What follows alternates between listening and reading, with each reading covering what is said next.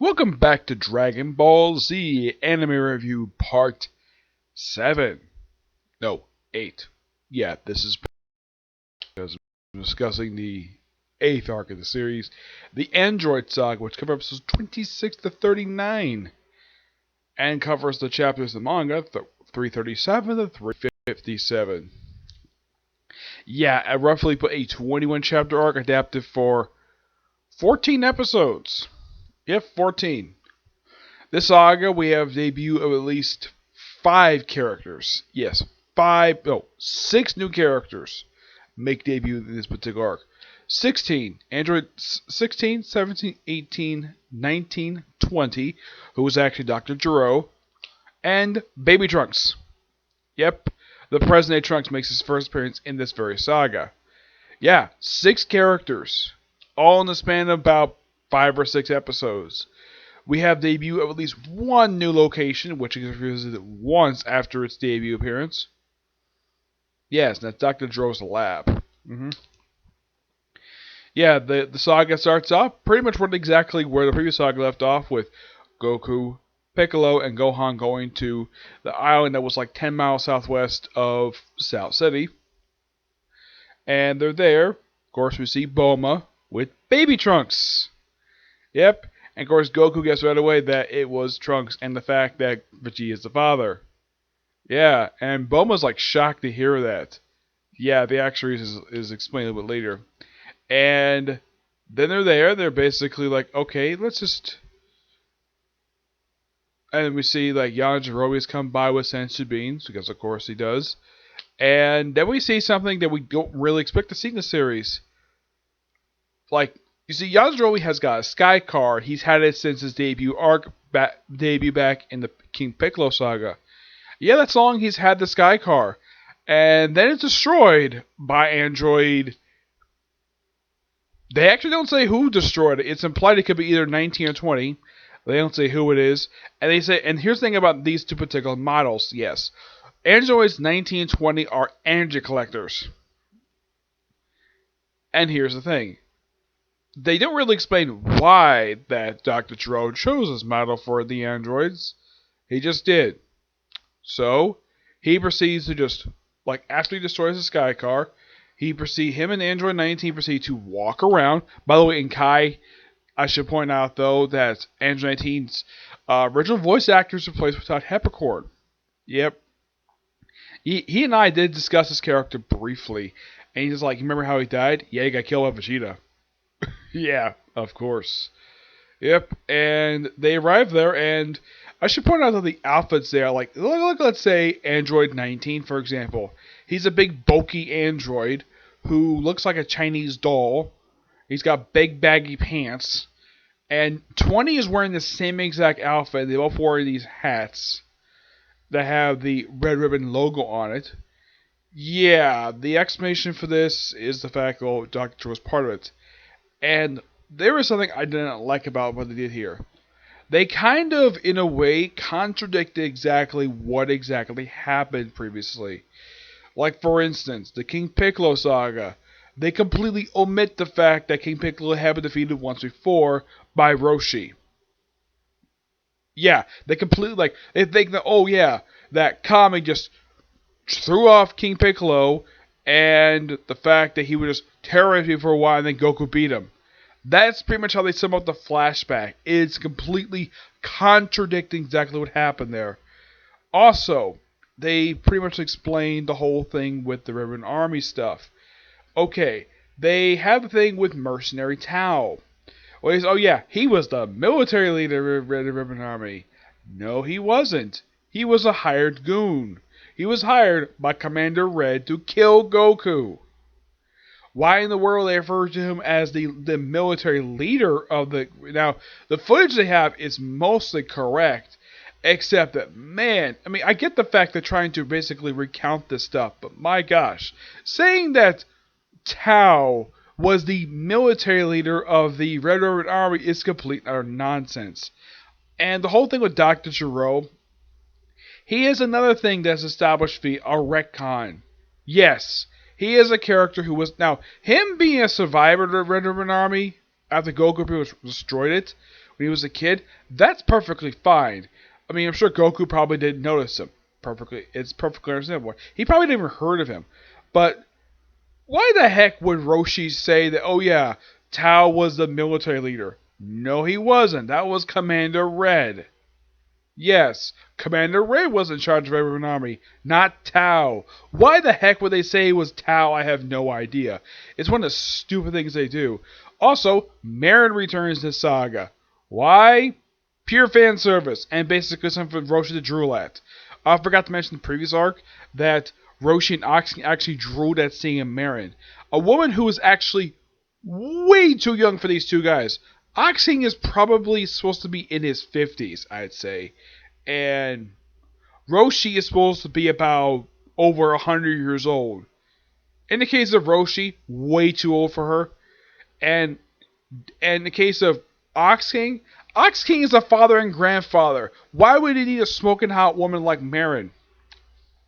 Also, she goes off with a bunch of guys claiming to be, oh yeah, these are all her boyfriends.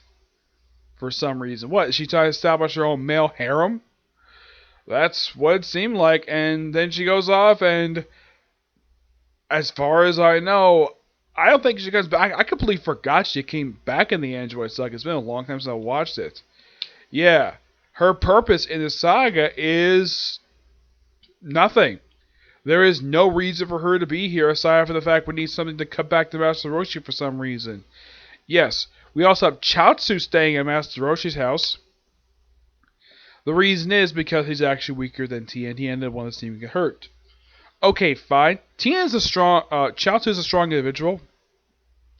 Also, and this is something that the narrator did not even bother to explain, why is he referred to as the last emperor? Seriously. That's one thing about Chaozu that's never explained. Also, it's something that's never explained about him. Why is the other characters here physically aged, yet Chaozu stays exactly the same? He's, in a way, kind of like a little brother to Tien. But they never really explain their relationship that much in the series. It's one of the main faults when it comes to Chaozu and Tien. Also, when Android 20 meets up with Goku, Tien, and Piccolo, and of course Yamcha, he knows exactly who these people are because of all the data he's collected. But here's something that Piccolo and Goku obviously point out, though. Because here's the interesting thing. Dr. Gero, from the moment that Goku defeated Ribbon Army, basically cataloged all of his adventures. Actually starting with the second martial arts ceremony he participated in. One martial arts I thought was not in, by the way. He was actually the third one. Yeah. We got a lot of adventures up until the Vegeta Saga. Yeah. For some reason, he decided to stop there and not go any further. It's pointed out by Piccolo, yeah, your data is completely out of date. When he saw that Goku transformed to Super Saiyan, 19 was shocked at seeing it. 20 didn't give a damn. He was not all that surprised about it. And the fact that he had made humongous miscalculations, of course, is what he says. Also, when Vegeta... Now, Goku's virus starts acting up that he has when he turns Super Saiyan, because of course Yamcha easily notes that that Goku looks a little tired, even though he'd just been flying, even though he'd be perfectly fine. Well, yeah, he's tired, and he fights 19 briefly until he's kicked in the face by freaking Vegeta, who was shown to go Super Saiyan, which confirms that he is the third Super Saiyan in the series. And he proceeds to beat up 19. Pretty brutally, too, while also dropping car salesman puns. Oh, you got an oil leak. Oh, your warranty will allow you useless robot. I'm like, Sabbath, why the heck would you drop puns at a time like this while fighting a frickin' android while voicing Vegeta? By the way, he does the same thing later on when he fights another android here. Yep, and he proceeds to destroy 19 pretty quickly. And then he fights briefly 20, and they can chase out to some rocks. And Piccolo catches up to and proceeds to chop off his arm. And Bulma sees Android 19 and confirms that yes, this android is indeed Dr. Gero. He does need modifications. He also notes the fact Dr. Gero is a jerk, which actually is true. based upon his personality. She also figured out exactly where his lab is. It's at someplace north. And the thing is, he also took the time to destroy her car, and apparently he knows Bulma. I mean, him knowing who Bulma is not surprising, because he's heard of her father. Yeah. So he proceeds to get to his laboratory. Excuse me. He gets there mostly on foot, but he's now Goku gets flying up by Yamcha back to his place to get the medicine that Trunks gave him in the previous saga. And Trunks shows up, future Trunks shows up, and Piccolo's like, Trunks, you're here. And Vegeta's like, Trunks, that's my son's name. Yeah, and Vegeta figures out right away that this kid is actually his son. Yeah, he knows. And Trunks does not think that he knows, but he actually does. Bulma actually is shocked to hear that the kid that she met 3 years prior is actually a grown-up version of her baby that she's got in her arms. I thought it was so adorable, the fact that everybody got a chance, like Goku got a chance to play the baby, Gohan, Yajirobe is known to be good with kids. Not exactly known why, probably because he got himself a kid someplace, who knows. It's not really explained by Yajirobe. There's a lot about Yajirobe that's never really explained. Well, they do explain that he was part of some tribe, and he got sort of expelled for some reason. His backstory has never been delved into. He's one of those characters that has never been developed in the series and all because he's a coward. Yeah, don't care to develop Yajirobe for some reason. Also, his appearance has never changed. Where he's, in case you're wondering, is he always like this? Yeah, where he's actually overweight. At one point, grows a beard.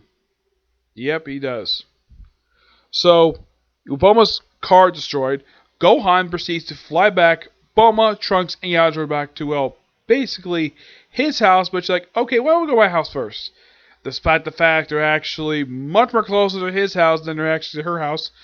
And he really wants to see his father, so he proceeds to fly back, like after he drops the Yajirobe and Trunks and Bulma. And of course, Mrs. Brief is so happy to see her only grandchild. Of course, what grandmother probably wouldn't want wouldn't be happy to see their grandchild? My mom basically is always said to be spoiling my nephews and my nieces. She does it all the time.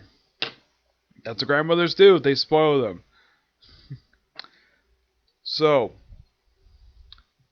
yeah, of course, Bulma just hangs out in her lab for a majority of the rest of the saga until she calls up Krillin. Well, actually calls up Krillin. And here's the thing. Apparently, Chi-Chi kept the big cargo plane from the Vegeta at the Southern Namek saga. She's kept it. And there was a joke that she apparently doesn't have a driver, so she apparently doesn't have a car. Even though she does. She's had a car. The writers of the episode just completely forgot that just because that, well, they need to have Goku and Piccolo get a driver's license. Yeah. By the way, as far as I know, I think they do get the driver's license because Goku is later seen driving vehicles later on in the series. Like driving like a tractor. Yeah. He does go back later on and gets it. But it does take time. Yeah. And with Goku back at his house, he spends like pretty much the rest of the arc in bed. Basically just whining. He's basically in pain constantly. And Yamcha is with... And Chi-Chi is surprisingly changed. Yes, because previously she didn't give a damn about her own husband. That's how she was written. My guess she probably changed, and this is my personal theory, after Goku accidentally hit her and sent her through a freaking wall. And the fact that Goku actually treated her wounds. Even Gohan chipped in. Which, yes. My guess is that's probably what changed her a bit. I mean, yeah, she's still very strict with Gohan about his studies. But she actually is more caring to her husband than she was before. Because before, if you watch the start of the series, she didn't give a damn about him. And now she does care about him. Like, oh my Goku. Because, here's the thing. When he was resurrected in the Vegeta saga, she never even looked once at him the whole time. Even Yajirobe pointed this out. Like, lady, your husband is laying right behind you, and yet you haven't even looked at him since he was resurrected. And yet now, she's changed. She's more caring. She's acting like a caring wife, like she should. And of course, Yamcha's there, and despite the fact Yamcha can easily see that Chi-Chi is still a beautiful woman, despite the fact it's been a few years, even he knows that he should not basically fall for her. Why? Because that's his best friend's wife and basically Gohan's mother. Yeah, he knows not to deal with that. He knows also Chi-Chi's temper, and he does comfort Chi-Chi, but not. He only comforts her as a friend, not in the case of a guy who really wants to sleep with a smoking hot woman. Because Chi-Chi is still beautiful for a woman her age. But even Yamcha knows not to do that at all, because that's what you get preached about DBZ. You don't have guys, with the exception of Roshi, mind you, who actually go after another person's wife. You might see this in other series, but in Dragon Ball Z, they don't do that at all. They know their limits, and they know they should not do that at all. This one, I guess, Bulma did fall for Vegeta, despite the fact she was kind of still dating, well, mostly dating Yamcha. They were kind of dating, but they broke up. But at least when she actually went with Vegeta, she actually wasn't with Yamcha at that point, which that was perfectly fine. I mean, anybody can point out, though, the best quality about the Dragon Ball Z franchise is the aspect of family and how strong it is in the series and how well these characters are developed. Yamcha doesn't get much development in this series. I mean, heck, we know nothing about his backstory aside from the fact he was a desert bandit when Goku first met him. And also, what the heck happened to his sword? Yeah. He even points out his limits, despite the fact how strong he's gotten and how strong, capable fighter he is. Except that he doesn't do very much in the series, even at this. Like, if you notice, once his whole crisis wraps up, he does nothing for the rest. He does mostly almost nothing for the rest of the franchise. He does show up in Super occasionally. He doesn't do a lot, though. But that's how the writers treat Yamcha. This is like how interesting a character is. Heck, Christmas Habit loves his character. And yet, even he knows he's weak. But I'm sure he basically is not happy with the development of the character that is shown over the course of the franchise, where he doesn't get hardly any. And yet, Vegeta and Piccolo get a lot more development than he does. And yet, he still voices Yamcha this very day. Yep. As in the case of, 20, Krillin finds him and follows him back to his lab. Of course, now Piccolo, Tien, and Krillin come with the ingenious idea we need to search this area where his lab is. But the one way to know exactly where the lab is, like a signal, is to raise the power level. Okay. Which, by the way, they actually use this later on. This particular, let's say this strategy in the Golden Frieza saga when Gohan got Goku's attention.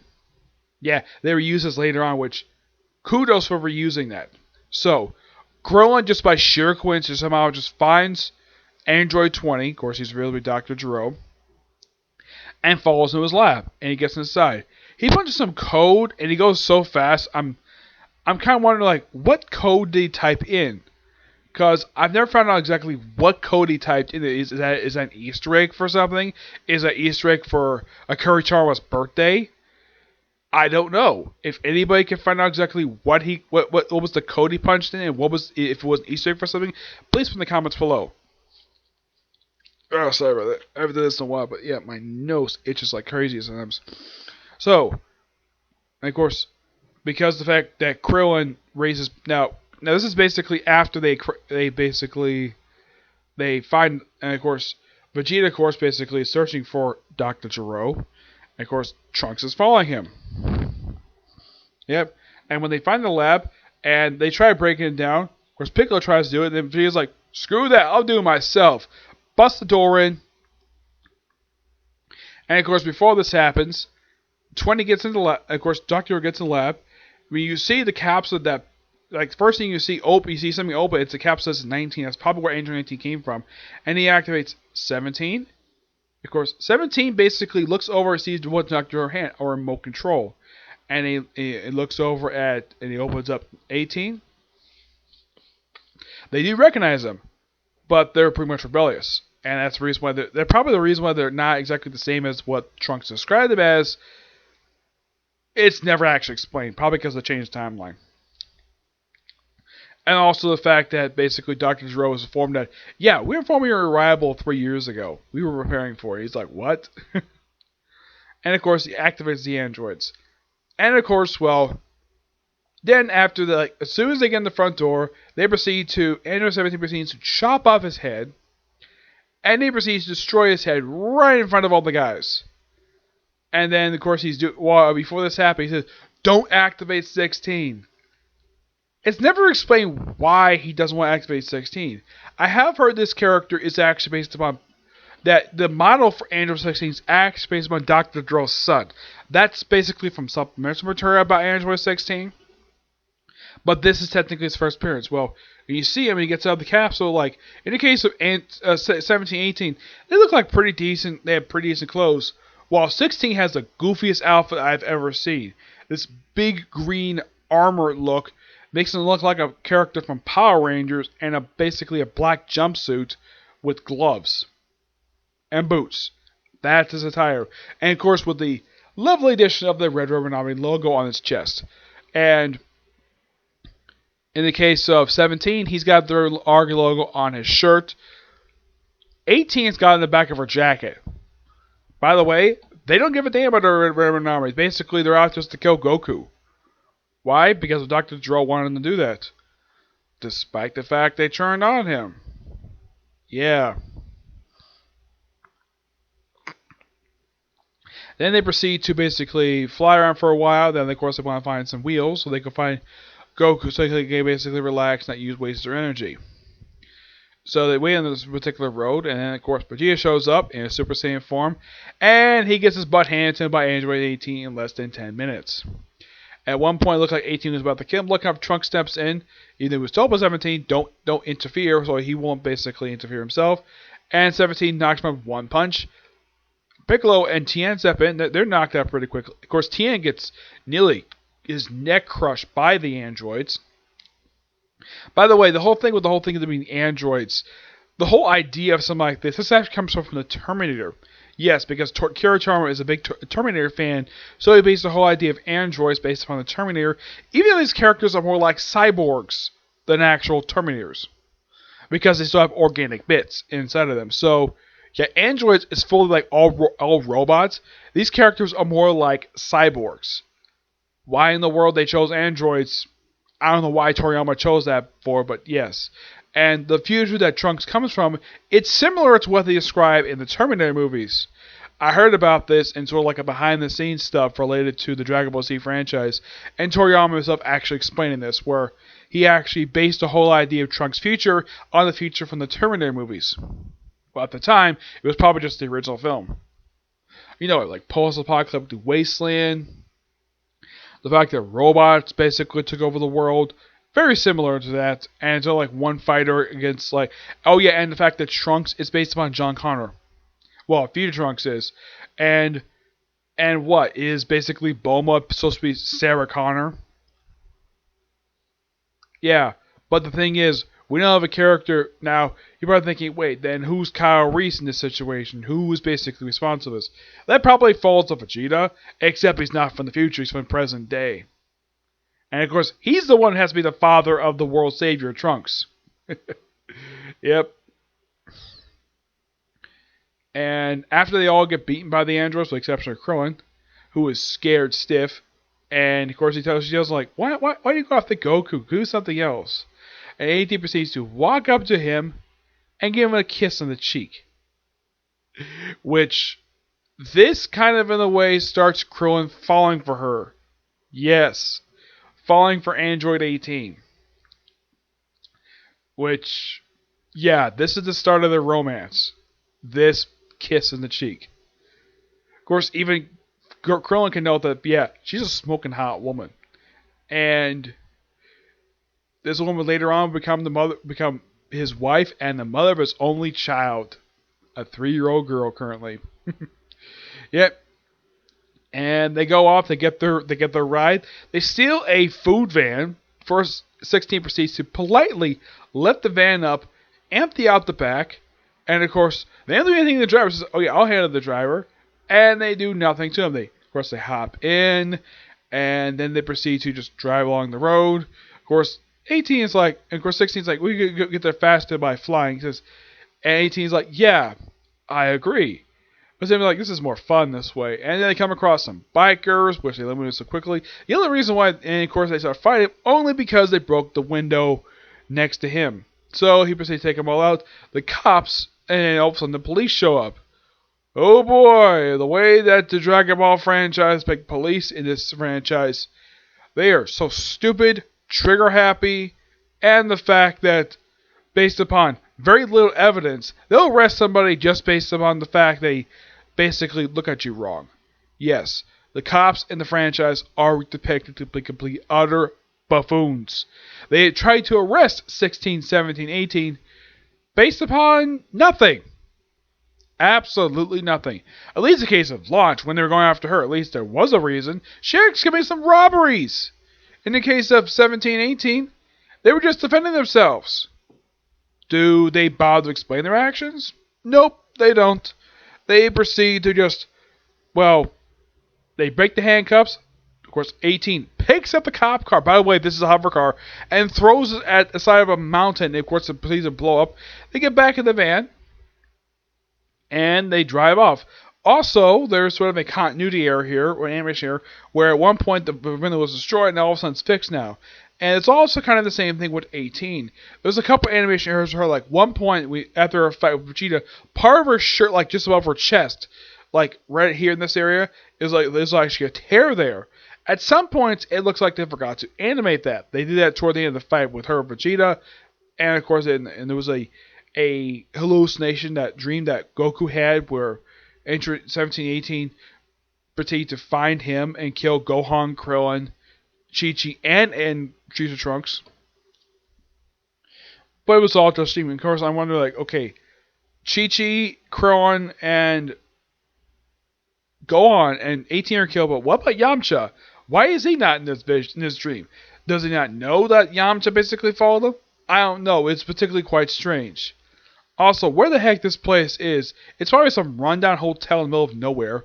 Yeah, despite the fact where they're going is not this place. Oh, it's actually Master Roshi's house. Yep. Of course, Tien comes by, picks up Chaozu. And, well, that's pretty much. And, of course, the saga ends with a unexpected thing happen. Basically, some guy finds a unmarked vehicle, which turns out to be Trunks' time machine. Except that, according to Trunks, it's right with him. This another time machine looks like it's been there for a while, and it's got moss over it, and there's a hole in the top of it.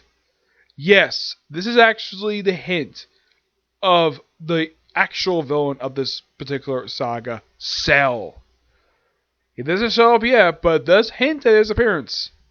But yeah, this is the first tease we have of Cell before his debut appearance. And the strange things he does afterwards with his tail. I'll discuss that when I discuss the Imperfect Cell Saga, which will be part 8 for this particular review series. Okay, so that's it for this particular review. My next review will be a review of the newest chapter, Black Butler.